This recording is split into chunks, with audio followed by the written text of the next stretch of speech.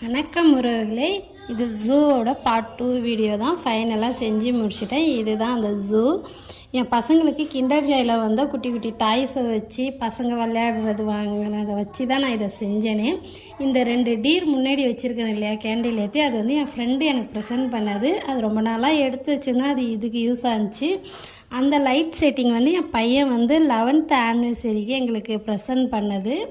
அது ஒரு 3 வருஷமாக நாங்கள் பொக்கிஷமாக பீரோவில் வச்சுருந்தோம்.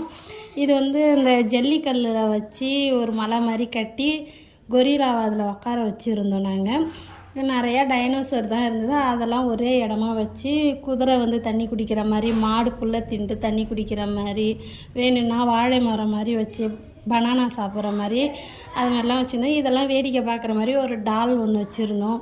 இந்த பக்கம் வெறும் குதிரை, வரி குதிரை அது மாதிரி, இது அருவி கொட்டுற மாதிரி. இது வந்து ஒரு பென் ஸ்டாண்டு தான்.